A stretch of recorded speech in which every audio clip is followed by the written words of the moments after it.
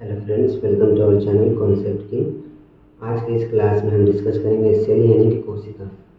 जितने भी living organism होते हैं वो सब सेल से मिलकर के बने होते हैं। जितने भी जीव जंतु होते हैं वो कोशिकाओं से मिलकर के बने होते हैं और ये कोशिका हमारे शरीर की संरचनात्मक और क्रियात्मक इकाई होती है। Cell is the structural and functional unit of life. Structural संरचनात्मक का मतलब होता है ये हमारे शरीर का स्ट्रक्चर बनाते हैं, ढांचा तैयार करते हैं। एंड फंक्शनल यानी कि क्रियात्मक, ये हमारे शरीर में जितने भी फंक्शन होते हैं, क्रिया होती है, जैसे कि भोजन का पचना, सांस का लेना, तो जितने भी फंक्शन होते हैं उन सब में रोल जो प्ले करता है ये कोशिका के थ्रू ही होता है, इसलिए हम इसको structural and functional unit of life बोलते हैं। अब देखिए, जैसा कि मैंने बोला कि जो सेल होते हैं ये सभी ऑर्गेनिज्म में कॉमन होते हैं, यानी कि जितने भी ऑर्गेनिज्म है, जितने भी जंतु हैं, उन सब में सेल है। यानी कि सेल से ही वो जीव जंतु का निर्माण हुआ है। जैसे अगर ये इतना बड़ा ये जो दीवार है ये किससे मिलकर बना है? ये छोटे छोटे ईंटों से मिलकर के बना है। अगर मैं एक लड्डू लेता हूँ तो इन लड्डू में ये किससे मिलकर बने होते हैं? छोटे छोटे दानों से मिलकर के बने होते हैं। तो उसी तरह से हमारा ये जो इतना बड़ा बॉडी है, जो जीव जंतु है, उनका जो इतना बड़ा शरीर है वो किन से मिलकर के बने होते हैं? वो कोशिकाओं से मिलकर के बने होते हैं। छोटे छोटे सेल जो है वो आपस में मिलकर एक बड़ा बॉडी का निर्माण करते हैं। ठीक है, अब देखिए, स्टडी ऑफ सेल, कोशिका का अध्ययन को हम कहते हैं साइटोलॉजी, जिसे हिंदी में हम कहते हैं कोशिका विज्ञान। ठीक है, कोशिका विज्ञान मतलब कोशिका के बारे में पढ़ना। ठीक है, लाइफ साइंस मतलब जीवन के बारे में पढ़ना। तो उसी तरह से अगर हम कोशिका के बारे में पढ़ते हैं, उनकी संरचना कैसे हुई, ठीक है, उनके फंक्शन क्या क्या है, तो उसको हम कहते हैं कोशिका विज्ञान, साइटोलॉजी। ठीक है, अब देखिए, हमारा शरीर क्या है? Human body made of system. अगर मैं बोलूँ कि हमारा बॉडी सबसे छोटी कोशिकाओं से मिलकर बना है, लेकिन अगर इसको अच्छे से अगर मुझे समझना है तो मैं बोलूँगा हमारा बॉडी क्या है? सिस्टम से मिलकर बना होता है।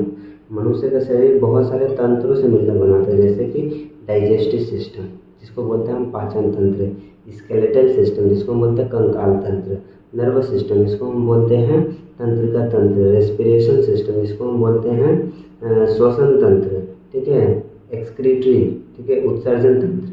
यानी कि हम अपने शरीर को, हमारा जो शरीर है ये एक सिस्टम के रूप में डिवाइड है। सिस्टम के रूप में मतलब हमारे शरीर में बहुत सारे फंक्शन होते हैं, अनगिनत फंक्शन होते हैं। तो ये जितने भी अनगिनत फंक्शन हैं इन सबको करने के लिए एक सिस्टम बनाया गया। जैसे हम जो भोजन खाते हैं तो उन भोजन को जो हम खाते हैं उनका पचना, तो ये जो रोल प्ले करेगा ये कौन प्ले करेगा? डाइजेस्टिव सिस्टम प्ले करेगा। हमारे बॉडी को जो एक आकार देगा, उसको मजबूती देगा, खड़े होने में, चलने में जो मदद करेगा वो हमारा हड्डी करेगा, जिसको बोलते हैं स्केलेटल सिस्टम। उसी तरह से हमारे बॉडी में जो इन्फॉर्मेशन का ट्रांसफॉर्मेशन होता है एक जगह से दूसरे जगह, ठीक है, वो हमारे नर्वस सिस्टम के थ्रू होता है।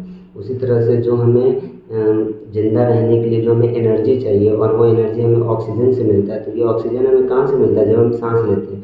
तो इन सबको कंट्रोल करने के लिए हमारे बॉडी में रेस्पिरेटरी सिस्टम है। उसी तरह से हमारे बॉडी में जितने भी वेस्ट मटेरियल है उन सबको निकालने के लिए हमारे बॉडी में एक्सक्रीटरी यानी कि उत्सर्जन तंत्र मौजूद है। तो हमारा बॉडी सिस्टम से मिलकर बना है और ये जितने भी सिस्टम है, डाइजेस्टिव, स्केलेटन, कंकाल तंत्र, देखिए ये मिलकर के बनाते हैं ऑर्गन से। तंत्र किन से मिलकर के बनाते हैं? अंगों से मिलकर के बनाते हैं। सिस्टम और मेड ऑफ ऑर्गन, जैसे कि मैंने बोला डाइजेस्टिव सिस्टम, पाचन तंत्र।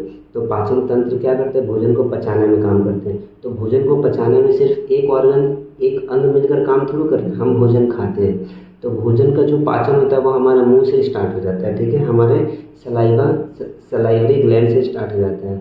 उसके बाद हमारा स्टमक है, अमाशय है, भोजन वहाँ जाता है, वहाँ पे हमारा प्रोटीन का पाचन होता है, कार्बोहाइड्रेट्स का पाचन होता है।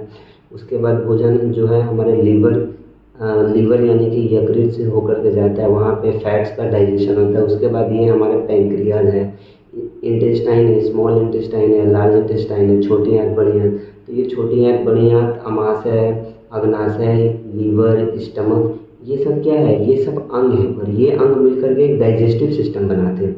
उसी तरह से रेस्पिरेटरी यानी कि सांस लेना, तो सांस लेने में सिर्फ हमारा एक अंग काम नहीं करता है, हमारा लंग्स भी है, ठीक है, फेफड़ा भी है, हार्ट भी है, हृदय भी है, नोज भी है।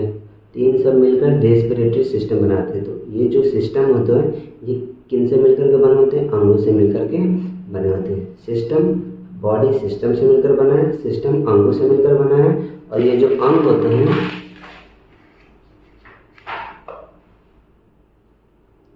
Organs are made of tissue. Organ किससे मिलकर बने होते हैं, अंग किससे मिलकर बने होते हैं, टिश्यू से मिलकर के बने होते हैं, इसको हम ऊतक कहते हैं। ठीक है, और ये जो टिश्यू होते हैं ये किससे मिलकर के बने होते हैं, सेल से मिलकर के बने होते हैं। यानी कि टिश्यू ऊतक किससे मिलकर बने, कोशिका से मिलकर के बने होते हैं। ठीक है, जैसे कि ये जो एक सेल है सिंगल सेल, तो जब एक सेल सिंगल सेल आपस में कनेक्ट होकर एक बड़ा सिस्टम ये बना देते हैं, इसी को बोलते हैं हम टिश्यू। और जब बहुत सारे टिश्यू मिलकर के एक बनाते हैं ऑर्गन, और फिर ऑर्गन मिलकर के बनाते हैं सिस्टम। ठीक है, तो टिश्यू सेल से मिलकर के बनाते हैं, और जो सेल होते हैं ये मॉलिक्यूल से मिलकर के बनाते हैं, अणु से मिलकर के बनाते हैं। और ये जो मॉलिक्यूल्स होते हैं ये एटम से मिलकर के बनाते हैं। यानी कि अल्टीमेटली जो हम साइंस में पढ़ते हैं कि जितने भी इस पृथ्वी में जो भी चीज़ मिलकर के बना है वो छोटे एटम से मिलकर बना है। यानी कि छोटे छोटे हिस्से ही मिलकर एक बड़े रूप का निर्माण करते हैं। ठीक है, जैसे कि अगर मैं बोलूँ जो हमारा जो प्लांट सेल है, तो प्लांट सेल का जो सेल वॉल होता है वो सेल्यूलोज से मिलकर बना है। अब सेल्यूलोज का फॉर्मूला देखिए ये C6H10O5। तो देखिए सेल वॉल, कोशिका का दीवार मिलकर के बना है सेल्यूलोज से। अब सेल्यूलोज बना है कार्बन हाइड्रोजन ऑक्सीजन से, तो कार्बन ये क्या है, C6 क्या है, एक परमाणु है मॉलिक्यूल से, किसका मॉलिक्यूल से, कार्बन का। तो यहाँ पे कार्बन के एटम है, हाइड्रोजन के एटम है, ऑक्सीजन के एटम है, यानी कि ये एटम मिलकर के बना है सेल्यूलोज। ठीक है, और ये सेल्यूलोज मिलकर के बना है सेल वॉल। यानी कि जो हमारा सेल है ये भी किससे मिलकर के बना है, एटम से मिलकर के बना है। ठीक है, तो हम यहाँ पे एटम के बारे में डिस्कस नहीं करेंगे, हम सिर्फ पढ़ेंगे कोशिका के बारे में, सेल के बारे में। यानी कि सेल क्या है, हमारे शरीर की सबसे छोटी इकाई है। इन्हीं से हमारा शरीर के हर ऑर्गन का, हर अंगों का निर्माण है, और ये अंग मिलकर के एक सिस्टम बनाते हैं, तंत्र बनाते हैं। ठीक है, सबसे पहले हम पढ़ेंगे ये जो सेल वर्ड है, ये सेल वर्ड एक लैटिन भाषा से आया हुआ है जिसका मतलब होता है सेलुला। अब सेलुला का मतलब क्या होता है, एक लिटिल रूम, एक छोटा सा रूम। ठीक है, जैसे कि अगर मैं एक सेल बनाऊँ तो सेल का आकार बहुत तरह के होते हैं, कुछ होते हैं सर्कुलर, ठीक है, गोल होते हैं, ठीक है, कुछ होते हैं आपका रेक्टेंगुलर होते हैं, कुछ इस तरह से हेक्सागोनल होते हैं। ठीक है, तो आप देखिए, तो ये इनको हम रूम कहते हैं। रूम यानी कि एक रूम है, कमरा है, जैसे एक कमरे में बहुत सारी चीज़ होती है, उसी तरह से ये जो सेल है ये एक कमरा की तरह, और इस सेल में बहुत सारे चीज़ होते हैं जो मिलकर के एक पूरा काम करते हैं। ठीक है, तो सेल जो वर्ड है लैटिन वर्ड है जिसका मतलब होता है सेलुलर, और सेलुलर का मतलब होता है एक छोटा सा रूम। तो देखिए, सबसे पहले सेल की खोज किसने की थी, ठीक है, डिस्कवरी ऑफ सेल किसने किया, तो रॉबर्ट हुक ने सबसे पहले एक कोशिका की खोज की। तो रॉबर्ट हुक ने कोशिका की खोज कैसे की, तो रॉबर्ट हुक ने कोशिका की खोज एक कॉर्क इन्होंने देखिए, रॉबर्ट हुक के पास खुद का माइक्रोस्कोप था, तो उन्होंने अपने माइक्रोस्कोप से क्या किया, एक प्लांट का एक हिस्सा लिया, पौधे का छिलका लिया, और उस छिलके में कॉर्क था। ठीक है, तो उस कॉर्क को जब एक माइक्रोस्कोप के थ्रू जब उन्होंने देखा, तो देखा कि ये जो पौधे का जो कॉर्क है इनमें बहुत छोटे छोटे ऐसे रूम बने हैं, इस तरह से रूम बने हैं। ठीक है, और जब इस रूम को जब इन्होंने और जूम किया तो पाया कि इस रूम में छोटे छोटे गोल करके कुछ आकृति है, तब इन्होंने इसका नाम दिया कोशिका। यानी कि ये जो रूम है ये कोशिका से मिलकर बने हैं, और ये जो कोशिका है ये पूरा आपस में मिलकर के एक बड़ा सा ऑर्गन यानी कि सिस्टम का जनरेशन करते हैं। ठीक है, तो सबसे पहले सेल की खोज रॉबर्ट हुक ने किया था 1665 में। इन्होंने इस जो सेल का डिस्कवरी किया था, इन्होंने अपनी पुस्तक माइक्रोग्राफिया नामक पुस्तक में इसको इन्होंने डिफाइन किया। ठीक है, तो ये जो रॉबर्ट हुक ने जो सेल की डिस्कवरी की, ये एक डेड सेल यानी कि पौधे का सेल था। ठीक है, डेड सेल था। ठीक है, इन्होंने मरा हुआ कोशिका को देख करके इन्होंने खोज की, लेकिन जो लिविंग सेल का डिस्कवरी हुआ, ठीक है, डिस्कवरी ऑफ लिविंग सेल यानी कि जीवित कोशिका का खोज किसने किया, जीवित कोशिका का खोज किया एंटन वॉन लीवेनहॉक। ठीक है, इनको हम बोलते हैं एंटन वॉन लीवेनहॉक ने डिस्कवरी किया। तो ये जो एंटन वॉन लीवेनहॉक ने जीवित कोशिका का खोज किया, ये किससे किया, ये खोज किया बैक्टीरिया से, प्रोटोजोआ से, आरबीसी से। ठीक है, आरबीसी आपको पता है ये हमारे ब्लड का हिस्सा है। ठीक है, अब देखिए रॉबर्ट ब्राउन ने क्या डिस्कवर किया, रॉबर्ट ब्राउन ने हमारे सेल के भीतर जो न्यूक्लियस प्रेजेंट होते हैं उनको डिस्कवर किया था। ठीक है, हमारा जो सेल है, सेल के भीतर भी एक छोटा सा हिस्सा होता है जिसको हम बोलते हैं न्यूक्लियस। बीच में हिस्सा होता है, इसको हम बोलते हैं न्यूक्लियस यानी कि केंद्र। ठीक है, इसको डिस्कवर किया था रॉबर्ट ब्राउन ने। सेल को डिस्कवर किया रॉबर्ट हुक ने। ठीक है, और जीवित कोशिका का खोज किया लीवेनहॉक ने, और न्यूक्लियस का खोज किया रॉबर्ट ब्राउन ने। देखिए, उसके बाद बहुत सारे साइंटिस्ट हैं, उन्होंने बहुत सारे सेल के बारे में डिस्कवरी अपना स्टार्ट किया। ठीक है, उसके बाद दो साइंटिस्ट हैं, स्लाइडेन एंड स्वान ने। स्लाइडेन और स्वान है, ये अपना एक सेल थ्योरी दिए, यानी कि कोशिका का सिद्धांत दिए। देखिए, सिद्धांत क्या होता है? सिद्धांत मतलब होता है पॉइंट ऑफ व्यू। जब हम किसी भी चीज़ के बारे में पॉइंट ऑफ व्यू बताते हैं कि ये ऐसे मिलकर बना है, ऐसा चीज़ है, ये वैसा है, तो उसको हम बोलते हैं थ्योरी। जब हम किसी चीज़ के बारे में एक्सप्लेनेशन देते हैं, एक अपना पॉइंट ऑफ ओपिनियन देते हैं, उसे हम बोलते हैं थ्योरी। और जब इस थ्योरी को एक्सेप्ट कर लिया जाता है तो इसको बोलते हैं लॉ। ठीक है, तब ये नियम बन जाते हैं, लॉ बन जाते हैं। तो सेल थ्योरी में स्लाइडेन एंड स्वान ने बताया था कि सेल जो कोशिका है ये कैसे मिलकर के बना है, कोशिका के अंदर क्या क्या मौजूद है। ठीक है, तो सेल थ्योरी के बारे में जो कॉन्सेप्ट दिया था वो स्लाइडेन एंड स्वान ने दिया था। तो अब हम पढ़ेंगे सेल थ्योरी के बारे में। देखिए, सेल थ्योरी, कोशिका सिद्धांत। कोशिका सिद्धांत में सबसे पहले क्या है? All living organism are composed of one या मोर सेल्स। जितने भी जीव जंतु होते हैं वो कोशिकाओं से मिलकर के बने होते हैं। कुछ जीव जो है एक कोशिका से मिलकर बना है, कुछ जीव बहुत सारे कोशिकाओं से मिलकर बने होते हैं। तो जो जीव जंतु एक कोशिका से मिलकर के बने होते हैं उनको हम बोलते हैं यूनिसेलुलर, यानी कि एक कोशिका। यूनि मतलब सिंगल, सेलुलर मतलब सेल, यानी कि यूनिसेलुलर बॉडी। उनका शरीर एक कोशिका से मिलकर के बना है, जैसे कि बैक्टीरिया हो गया। हमारा बैक्टीरिया क्या है? यूनिसेलुलर है। वायरस जितने भी होते हैं ये सब यूनिसेलुलर होते हैं। तो बैक्टीरिया, वायरस, ये सब यूनिसेलुलर होते हैं, इनका बॉडी सिर्फ एक कोशिका से मिलकर बना है। और जो बहुत सारे कोशिकाओं से मिलकर बना है, जैसे कि मल्टी मतलब बहुत, सेलुलर मीन्स सेल, तो बहुकोशिकीय मतलब जिनका शरीर बहुत सारे कोशिकाओं से मिलकर बना उसे हम कहते हैं बहुकोशिकीय।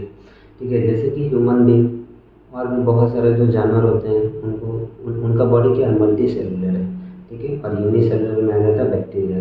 ठीक है, and the second thing is cell क्या है? ये हमारे शरीर का बेसिक यूनिट है। बेसिक यूनिट किस किस चीज़ का? स्ट्रक्चर का और ऑर्गेनाइजेशन का। स्ट्रक्चर मैंने बता दिया हमारे बॉडी को किस तरह से ये बनाते हैं, और ऑर्गेनाइज कैसे करते हैं। ऑर्गेनाइज मतलब ये हमारे बॉडी को किस तरह से एक ऑर्गेनाइजेशन का रोल देते हैं। ठीक है, the third number cells arise from pre existing cells. जो कोशिका होते हैं वे कोशिका की उत्पत्ति पूर्व उपस्थित कोशिका से ही होती है। यानी कि जैसे देखिए, हमारा बॉडी तो बहुत सारे कोशिकाओं से मिलकर के बने होते हैं। ठीक है, अब जैसे हमारे बॉडी के किसी एक हिस्से में अगर चोट आ जाती है तो चोट आ जाती है मतलब वो हिस्सा कट जाता है। यानी कि हमारा बॉडी का हर हिस्सा तो कोशिका से मिलकर बना है, अगर वो हिस्सा कट गया मतलब हमारा कोशिका वहाँ पे क्या हो गया? हट गया वहाँ से कोशिका। ठीक है, जैसे हमारा स्किन कट जाता है तो स्किन कटना मतलब हमारे वहाँ से कोशिका का कट जाना। ठीक है, अब जब कोशिका हट गया तो वहाँ पे कोशिका जब तक नहीं आएगी नहीं तब तक हमारा स्किन क्या होगा? आपस में कनेक्ट नहीं होगा। ठीक है, तो नए कोशिका जो बनता है वो पुराने ही कोशिका से मिलकर बनाते हैं। यानी कि अगर जो सेल है ये सेल क्या करते हैं? अपने आप को दो हिस्सों में डिवाइड करके दो सेल बना लेंगे। उसी तरह से फिर ये सेल अपने आप को दो हिस्सों में डिवाइड करके बना लेंगे। ये दो सेल अपने आप को दो हिस्सों में डिवाइड करेंगे, फिर ये सेल अपने आप को दो हिस्सों में डिवाइड करेगा, ये तो अपने आप को दो हिस्सों में। तो इस तरह से मल्टीपल फ्यूजन हो जाता है। ठीक है, ठीक है, इसको हम कहते हैं विखंडन। ठीक है, तो जब एक सेल क्या करते हैं? आपस में अपने आप को ही डिवाइड करके बहुत सारे कोशिका बनाते हैं। ठीक है, जैसे कि जब बच्चा होता है, ठीक है, तो बेबी वो एक सिंगल सेल होता है। अब जैसे जैसे वो डेवलप होता है तो यही सेल क्या करते हैं? अपने आप को डिवाइड कर करके बहुत सारे सेल बनाने लगते हैं, और फिर ये सेल क्या करते हैं? एक सेल दूसरे सेल से कनेक्ट होकर टिश्यू बनाते हैं, और ये टिश्यू कनेक्ट होकर ऑर्गन बनाते हैं, और फिर ऑर्गन से हमारा पूरा बॉडी का सिस्टम बनता है। ठीक है, तो जो नए सेल होते हैं ये पुराने सेल से ही मिलकर के बने होते हैं, यानी कि प्री एग्जिस्टिंग सेल से ही न्यू सेल का जन्म होता है। ठीक है, अब देखिए, अगर हम सेल की वैरायटी यानी कि शेप और साइज के बारे में पढ़ेंगे। सेल का कोशिका का साइज क्या है, उसका आकार क्या है, ठीक है, शेप क्या है। तो कोशिका का आकार जो होता है ये अगर सबसे कम बोला जाए तो 0.1 MU, यानी कि जिसको हम कहते हैं माइक्रोमीटर। ठीक है, 170 mm, जिसको हम कहते हैं 17 सेंटीमीटर, और 105 सेंटीमीटर। देखिए हम इसको बताते हैं। हमारा बॉडी, अगर मैं ह्यूमन बींग लूँ, ठीक है, ह्यूमन बींग, मनुष्य, ठीक है, हमारा मन, ठीक है, मनुष्य मानव जाति, तो मनुष्य में जो सबसे लार्जेस्ट सेल है, सबसे लंबा जो सेल है, सबसे लंबा सेल, ठीक है, सबसे लंबा बोला, लंबाई में लंबा, तो वह हमारा नर्व सेल, हमारा बॉडी का नर्व सेल, ठीक है। जैसे कि हमारा ब्रेन क्या नर्व सेल से मिलकर के बना है, ठीक है। ये नर्व सेल क्या करते हैं, एक इन्फॉर्मेशन को दूसरे इन्फॉर्मेशन में ट्रांसफर करते हैं, ठीक है। ये नर्व सेल देखिए इस तरह से रहते हैं और ये आपस में कनेक्ट रहते हैं, फिर इस तरह से ये नर्व सेल आपस में, ये बहुत लंबे होते हैं, इनका लंबाई कम से कम 105 सेंटीमीटर होता है, ये नर्व सेल इतने लंबे होते हैं, ठीक है। उसी तरह से ये लार्जेस्ट मैंने बोला, उसी तरह से जो लॉन्गेस्ट है, नहीं सॉरी, ये लॉन्गेस्ट हो जाएगा, ठीक है, और ये हो जाएगा लार्जेस्ट। लार्जेस्ट मतलब सबसे बड़ा कोशिका, तो सबसे बड़ा कोशिका वो है ऑस्ट्रिच का एग, ठीक है, ऑस्ट्रिच जो पक्षी होते हैं उनका अंडा, ठीक है, तो उनका अंडा एक पूरा कोशिका है, तो वो सबसे बड़ा कोशिका है। अगर बोला जाए कि जंतुओं में सबसे बड़ा अगर कोशिका बोला जाए तो वो है ऑस्ट्रिच का अंडा, ठीक है। और मनुष्य में सबसे बड़ा अंडा बोला जाए तो वो होता है तुम्हारा एग, ठीक है, फीमेल का एग जो है वो सबसे बड़ा कोशिका है, ठीक है। मनुष्य में फीमेल का एग सबसे बड़ा कोशिका है और और जो सबसे छोटा सेल है वो है हमारा स्पर्म सेल, ये मनुष्य में ये सबसे छोटा है और ये सबसे बड़ा है, ठीक है। और लॉन्गेस्ट में आ जाएगा नर्व सेल, है समझ में, ठीक है। और सबसे बड़ा जो होता है ऑस्ट्रिच का अंडा। अब देखिए जो सेल होते हैं इनका जो शेप है, आकार कैसा होता है, तो ये राउंड भी होते हैं, ठीक है, सर्कुलर होते हैं, राउंड भी होते हैं। इनका शेप इरेगुलर होता है, इरेगुलर मतलब इनका शेप क्या है, डिफाइन, मतलब इनका शेप जो है इरेगुलर टाइप का, यानी कि इस तरह से हो जाते हैं, ठीक है। ये बॉडी इस तरह से रहते हैं, यानी कि इनका शेप क्या है, डिफाइन नहीं है, इरेगुलर होते हैं। कुछ शेप का जो साइज है वो जो शेप है वो रेक्टेंगुलर है, आयताकार है, और कुछ होते हैं रॉड टाइप के होते हैं, ठीक है। तो ये जो सेल होते हैं उनका शेप जो है वो राउंड भी होता है, इरेगुलर भी होते हैं, रेक्टेंगुलर भी होते हैं, रॉड टाइप के होते हैं। और ये मैंने आपको बता दिया, सबसे ह्यूमन बींग में अगर मानव शरीर में सबसे अगर बड़ा सेल हो तो वो होता है फीमेल एग, सबसे छोटा सेल स्पर्म, और सबसे लंबा सेल होता है नर्व सेल। और अगर जीव जंतु में बोला जाए कि सबसे बड़ा सेल होता है वो होता है ऑस्ट्रिच का अंडा।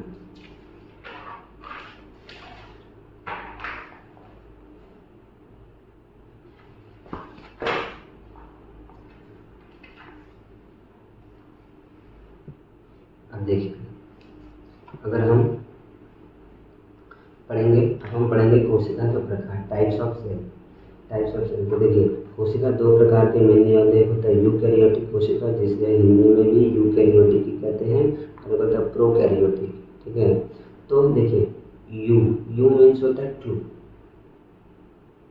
कैरियोटिक मीन्स न्यूक्लियस, यानी कि ऐसा कोशिका जिनमें ट्रू न्यूक्लियस पाया जाता है उसको बोलते हैं यूकैरियोटिक। अब प्रोकैरियोटिक मीन्स प्रो मीन्स होता है जो अभी मैच्योर नहीं है, यानी कि अभी प्री स्टेज में है। और कैरियोटिक मीन्स न्यूक्लियस, यानी कि ऐसा कोशिका जिनमें न्यूक्लियस जो है, केंद्रक जो है वो वेल डिफाइंड नहीं है, यानी कि इमेच्योर है, अच्छे तरह से डेवलप नहीं है, ठीक है। न्यूक्लियस क्या है, अच्छे तरह से डेवलप नहीं है, यानी कि हम इसको ना के बराबर माने, इसलिए हम इसको बोलते हैं नो वेल डिफाइंड न्यूक्लियस। यानी कि प्रोकैरियोटिक कोशिका में न्यूक्लियस ना रहता, मतलब न्यूक्लियस नहीं रहता, यानी कि जो केंद्रक है वो नहीं रहता है, एब्सेंट रहता है। और जो यूकैरियोटिक कोशिका होते हैं इनमें जो न्यूक्लियस है वो अच्छी तरह से डेवलप्ड होते हैं, मैच्योर होते हैं, इसलिए हम इसको बोलते हैं ट्रू न्यूक्लियस, इसमें न्यूक्लियस प्रेजेंट रहते हैं, ठीक है। देखिए यूकैरियोटिक मीन्स ऐसा कोशिका जिनमें न्यूक्लियस पाया जाता है उसको बोलते हैं यूकैरियोटिक। और प्रोकैरियोटिक मीन्स जिनमें न्यूक्लियस नहीं पाया जाता है उसको बोलते हैं प्रोकैरियोटिक सेल। तो इस तरह से ये दो प्रकार के सेल होते हैं, यूकैरियोटिक एंड प्रोकैरियोटिक। अब देखिए प्रोकैरियोटिक कौन कौन सा आएगा, जैसे बैक्टीरिया क्या है, ये प्रोकैरियोटिक कोशिका होते हैं। बैक्टीरिया में किस टाइप का सेल पाया जाता है, प्रोकैरियोटिक सेल, यानी कि बैक्टीरिया का जो कोशिका है उनमें कोई भी न्यूक्लियस नहीं पाया जाता है। उसी तरह से आर्किया, ब्लू ग्रेन एल्गी, जो ब्लू ग्रेन एल्गी है इसका दूसरा नाम है साइनोबैक्टीरिया। देखिए जो साइनोबैक्टीरिया इसको माना जाता है कि जब पृथ्वी पर जब सबसे पहला जीवन आया, जो सबसे पहले जो जंतु आया वो साइनोबैक्टीरिया ही आया, ब्लू ग्रीन एल्गी ही आया। ठीक है, तो ये जो साइनोबैक्टीरिया है, देखिए इसका ना एक कॉन्सेप्ट है। जब सबसे पहले पृथ्वी में जो सबसे पहला जीव जंतु आया वो साइनोबैक्टीरिया, यानी कि वो ये पहला कोशिका है, ये पहला सेल है। तो जब ये पहला कोशिका आया तो ये उतनी अच्छी तरह से डेवलप नहीं था। ठीक है, तो जब ये उतनी अच्छी तरह से डेवलप नहीं था तो इनमें न्यूक्लियस भी नहीं पाया जाता, इसलिए इसको हम बोलते हैं प्रोकैरियोटिक। और जब बाद में जितने भी कोशिकाओं का जन्म हुआ उनमें अच्छे तरह से न्यूक्लियस पाया जाता है, यानी कि उनमें मैच्योर डेवलप न्यूक्लियस पाया जाता है, इसलिए उन कोशिकाओं को हम बोलते हैं यूकैरियोटिक कोशिका। अब देखिए प्रोकैरियोटिक कोशिका में ना देखिए न्यूक्लियस है कोशिका के, ये कोशिका है, कोशिका के अंदर न्यूक्लियस है। अब ये जो न्यूक्लियस है, इस न्यूक्लियस को चारों तरफ से जो घेरे रहता है उसको बोलते हैं न्यूक्लियस मेम्ब्रेन। न्यूक्लियस मेम्ब्रेन जिसको हम बोलते हैं केंद्रीय झिल्ली। ठीक है, केंद्रीय झिल्ली यानी कि कोशिका का केंद्रीय झिल्ली। ठीक है, कोशिका का ये जो न्यूक्लियस है, इस न्यूक्लियस को चारों तरफ से ये यहाँ पे जो मेम्ब्रेन पाया जाता है इसको घेरे हुए, इसको बोलते हैं न्यूक्लियस मेम्ब्रेन। तो प्रोकैरियोटिक कोशिका में मैंने बोला जब न्यूक्लियस मैच्योर ही नहीं है, डेवलप ही नहीं अच्छी तरह से है ही नहीं, तो इनमें न्यूक्लियस मेम्ब्रेन पाया ही नहीं जाएगा, अब्सेंट रहेगा। ठीक है, तो इनमें न्यूक्लियस मेम्ब्रेन क्या है, अब्सेंट रहता है। ठीक है, नहीं पाया जाता है, अच्छी तरह से नहीं पाया जाता है। तो देखिए न्यूक्लियस के अंदर ही डीएनए हमारा पाया जाता है, डीएनए पाया जाता है, जिसको हम कहते हैं जेनेटिक मटेरियल। तो प्रोकैरियोटिक कोशिका के अंदर ये जो न्यूक्लियस होता है, इनके अंदर जो जेनेटिक मटेरियल होते हैं, ये न्यूक्लियस मेम्ब्रेन इनमें क्या है, नहीं पाया जाता है। इसलिए ये जो जेनेटिक मटेरियल है ये नेक्ड रहते हैं, यानी कि ऐसे ही पड़े हुए रहते हैं, खुले रहते हैं, क्योंकि इनको चारों तरफ से न्यूक्लियस मेम्ब्रेन घेरा ही नहीं है ही नहीं, ये क्या है, खुले रहेंगे, नेक्ड रहेंगे। ठीक है, और ये इन्वलप नहीं किए जाएंगे न्यूक्लियस मेम्ब्रेन, यानी कि सेम बात हो गया, न्यूक्लियस मेम्ब्रेन इसको घेरे नहीं रहता है। ठीक है, और इनमें जो डीएनए होता है वो सिंगल क्रोमोसोम का होता है। ठीक है, ये हम आगे पढ़ेंगे कि सिंगल क्रोमोसोम यानी कि सिंगल क्या होता है। ठीक है, डबल हेलिकल स्ट्रक्चर क्या होता है, तो आपको समझ में आ जाएगा। बस इतना समझिए कि प्रोकैरियोटिक में का जो डीएनए होता है वो सिंगल क्रोमोसोम का होता है। प्रोकैरियोटिक कोशिका में न्यूक्लियस नहीं पाया जाता, जब न्यूक्लियस नहीं पाया जाता तो इसमें न्यूक्लियस मेम्ब्रेन भी नहीं पाए जाते हैं। और प्रोकैरियोटिक में नो वेल डिफाइंड न्यूक्लियस, यानी कि प्रोकैरियोटिक सेल उन सेल को बोलते हैं जिनमें न्यूक्लियस नहीं पाया जाता, और यूकैरियोटिक सेल में जिनमें ट्रू न्यूक्लियस पाया जाता है, जिनमें ट्रू न्यूक्लियस पाया जाता है उसको बोलते हैं यूकैरियोटिक सेल। अब देखिए, अब ये जो सेल है, ठीक है, ये जो मैं अगर सेल बनाया है, ठीक है, तो ये सेल के चारों तरफ क्या है, इन सेल को सुरक्षा करने के लिए एक लाइन है, इस लाइन को हम बोलते हैं सेल वॉल, कोशिका का दीवार। ठीक है, उसी तरह से ये सेल वॉल हो गया। अब देखिए ये जो सेल वॉल होते हैं ये सभी जानवरों के कोशिका में नहीं पाए जाते, ये सिर्फ प्लांट में पाए जाते हैं। यानी कि जो प्लांट भी तो एक तरह से क्या है, लिविंग ऑर्गेनिज्म है, प्लांट को भी हम लिविंग ऑर्गेनिज्म मानते हैं साइंस में। तो जो प्लांट है, प्लांट भी तो सेल के थ्रू बने होते हैं, कोशिका के थ्रू बने होते हैं। तो प्लांट का जो सेल है उन सेल में सेल वॉल पाया जाता है, चारों तरफ से कोशिका का दीवार होता है। ठीक है, सिर्फ प्लांट को छोड़कर बाकी में जितने भी जंतु होते हैं उनमें किसी में भी सेल वॉल नहीं पाया जाता, सिर्फ सेल वॉल किस में पाया जाता है, प्लांट के सेल में। ठीक है, उसी तरह से सेल के बाद इनके अंदर में बहुत सारा आपका और भी बहुत सारे चीज़ पाए जाते हैं। ठीक है, जैसे कि मैंने यहाँ पे नाम दिया प्रोटोप्लाज्म। देखिए प्रोटोप्लाज्म होते क्या है, तो सेल के अंदर ये जो लिक्विड पार्ट होते हैं और भी बहुत सारे जो मटेरियल रहते हैं, जैसे कि माइटोकॉन्ड्रिया रहता है, ठीक है, गोल्गी बॉडी रहता है, एंडोप्लाज्मिक रेटिकुलम रहता है।